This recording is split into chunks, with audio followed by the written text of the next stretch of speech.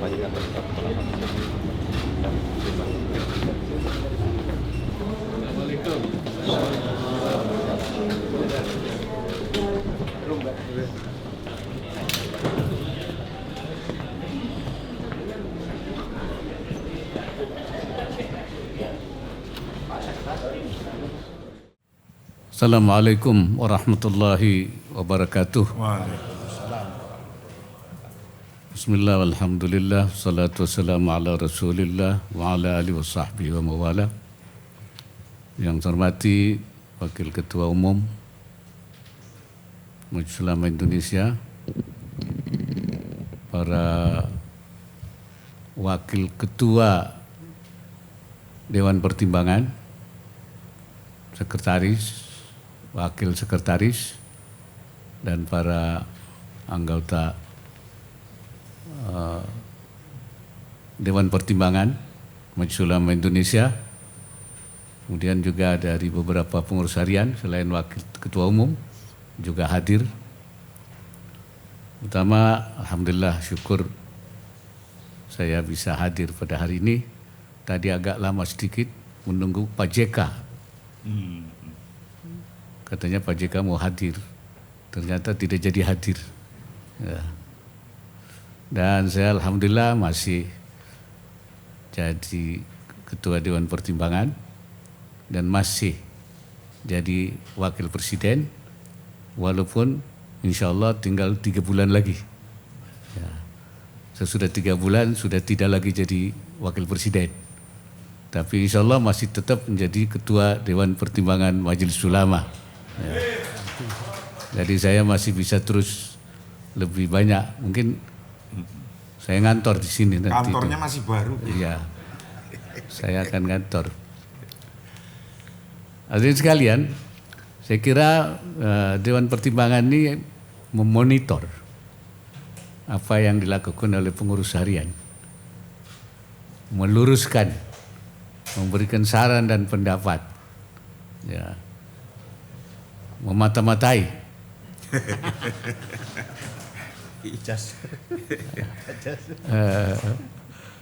Karena pertama Majelis Ulama ini ada manhajnya.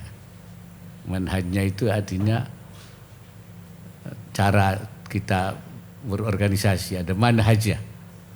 Nah, apakah Majelis Ulama ini masih berjalan fil manhaj, di dalam manhaj, apa sudah kharijal manhaj, sudah di keluar manhaj? Itu yang harus dilihat, diakurkan manhajnya dengan visi misinya MUI itu. Saya sering mengatakan MUI ini adalah ada manhajnya, ada relnya. MUI ini adalah kereta api, nggak bisa dibelokkan ke kanan ke kiri karena ada relnya. Jadi tidak bisa MUI itu dibawa kiri, dibawa ke kanan, tidak bisa karena ada manhajnya. Kalau ingin tidak dalam manhaj, jangan naik kereta. Artinya jangan ada di MUI, dia naik taksi saja. Nah, kalau naik taksi kan bisa kemana-mana, tinggal pesan saja supirnya kemana. Nah, MUI harus fil manhaj, ada manhajnya. Ini yang tentu harus saya kira semua sudah tahu manhajnya, sudah ada manhajnya MUI itu.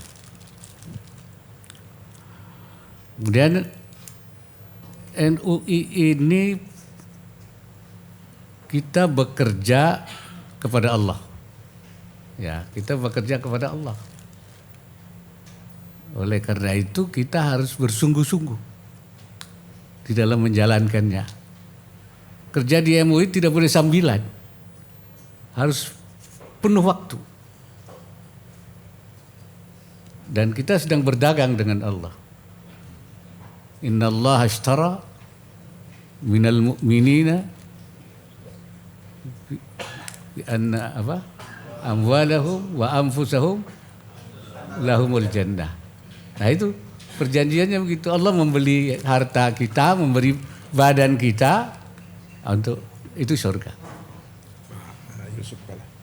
Ini Pak JK ternyata baru datang.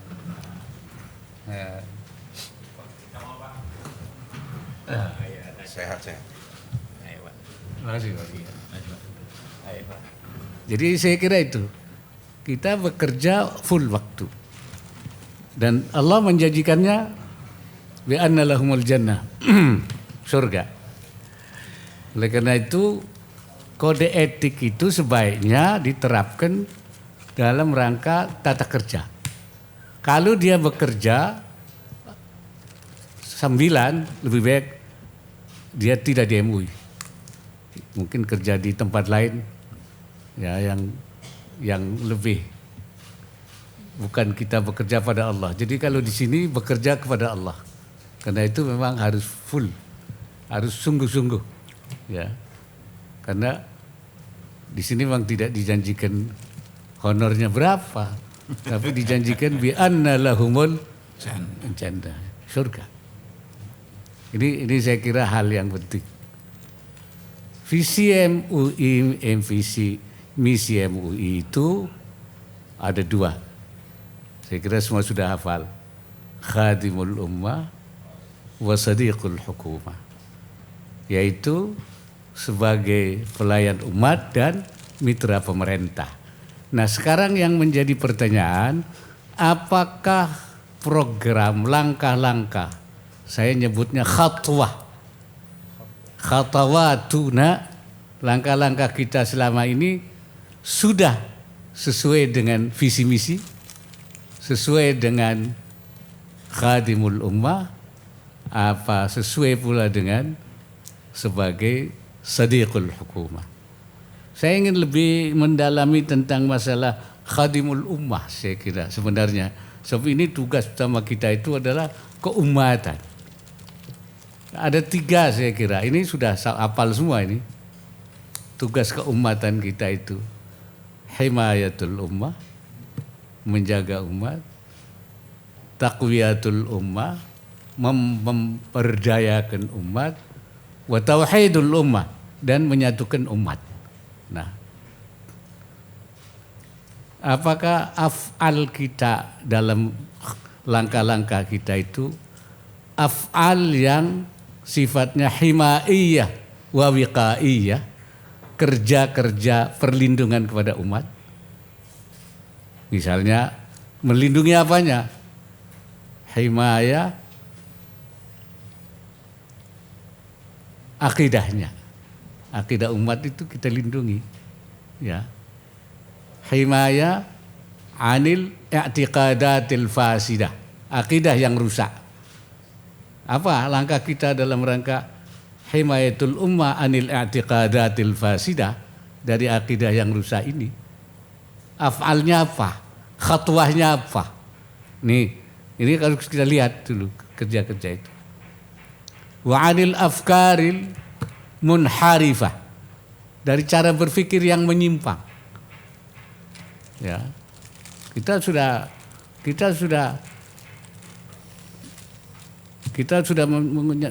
ini manhajul wasatiyah, ya.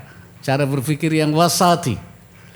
Kan kalau yang munharifah itu kan ada 2 yang kita anggap menyimpang itu. Yang ifrati, ada yang tafriti. Ifrati itu kebangetan, maju keliwatan. Yang tafriti itu cekak gitu, nggak nyampe. Nah kita harus menjaga umat ini jangan sampai dia, ya, cara berpikirnya itu tafriti dan tidak ifrati, tapi tawassuti. Jadi himayah menjaga dia moderat. Tawassut, tidak ifrati, tidak ifrat. Ini kemudian juga tentu dari juga pikiran-pikiran anil fatwa yang at-tasyaddudiyah, fatwa-fatwa yang keren, tapi juga anil fatwa at-tasahuliyah, ada fatwa-fatwa yang kebangetan apa? Memudah-mudahkan, menggampang-gampangkan. Ya. Tasyaddud juga tidak boleh, tapi tasahul tidak boleh. Nah, bagaimana kita menjaga ini? Ini himayatul ummah itu. Wa 'anil muamalah ghairi masyru'ah. Bagaimana umat kita mengawal umat dalam bermuamalah yang jangan sampai ghairu masyru'ah, tidak sesuai dengan syariah. Maka itu kita membangun ekonomi syariah. Sebab muamalah ghairu masyru'ah, ya, al-muamalah ghairu masyru'ah fi hukmil adam. Begitu kata ulama. Bermuamalah tanpa syariah sama dengan tidak ada, nothing. Kan banyak al-ma'dum syar'an kal ma'dum hissan. Yang dianggap tidak ada oleh syarak sama dengan tidak ada secara fisik. Tapi nyatanya fisiknya banyak. Tidak syariah, tapi banyak. Nah, maka dalam Islam yang harta itu ada yang mutakawwim, ada yang ghairu mutakawwim. Harta yang bernilai, ada yang tidak bernilai. Nah, kalau ghairu masyru'ah itu dianggap ghairu mutakawwim. Walaupun banyak tapi enggak ada nilainya. Yang mutakawwim itu apa? Yang yajuzu intifa'uhu halatal ikhtiyar. Boleh memanfaatkannya secara dalam waktu normal. Jadi harta halal. Kalau yang darurat yang haram pun boleh. Nah, ini maka kita harus menjaga itu adil muamalah ghairi masyru'ah. Menjaga umat daripada anil akli ghairil halal. Maka itu kita menggerakkan bagaimana sertifikasi halal supaya mereka tidak memakan yang ghairil halal. Kullu lahmin nabata min haramin fannaru awla bihi. Kita menjaga wiqayatul ummah.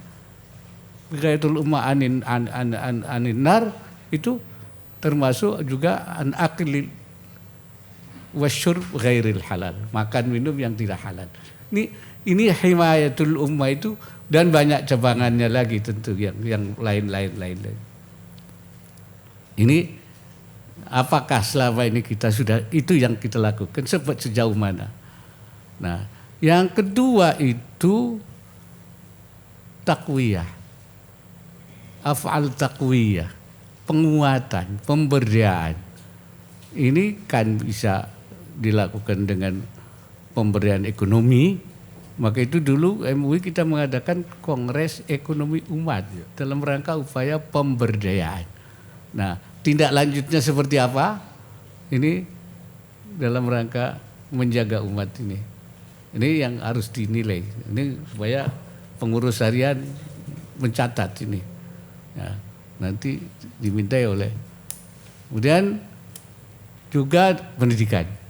Mendorong kita supaya ada pendidikan-pendidikan yang memberdayakan kita umat.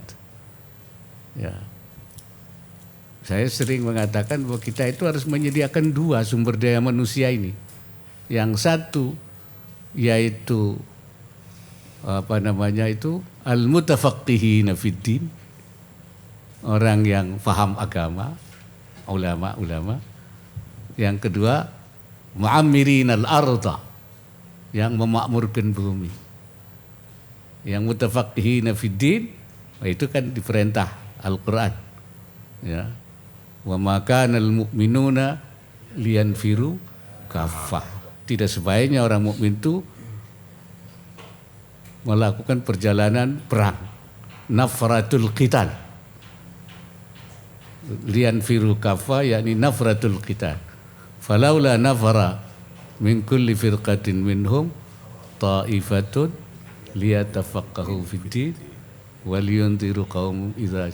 Nah, ini jadi mengapa tidak sebagian mereka itu nafrah, ya, falaula nafara, ya, untuk tafaqquh fiddin. Jadi tafaqquh fiddin, sesudah tafaqquh itu waliyunziru qaumahum. Artinya inzaran wa tabsyiran kepada umatnya kalau balik. Jangan sampai ini tafakuh tapi tidak inzar. Ya, pulang pesantren cari kerjaan. Nah, ini kita namanya i'dadul mutafaqqihina fiddin. Nah, yang kedua, ma'amirin al-arda wa ansha'akum minal ardi. Allah menjadikan kamu dari tanah, wasta'marakum fiha wa kallafakum fi imaratiha, memberi tanggung jawab untuk memakmurkan bumi. Ini harus ada mu'amirin yang mengerti asbabul imarah, sebab-sebab kemakmuran, wa miftahul imarah, dan kuncinya. Kalau sebabnya itu kegiatan ekonomi, kuncinya itu adalah ilmu pengetahuan dan teknologi. Itu miftahul imarah. Nah, ini dalam rangka pemberdayaan umat, taqwiyatul ummah. Nah, sejauh mana kita sudah melakukan itu? Nah, yang ketiga itu tauhidul ummah, ini menyatukan umat ini.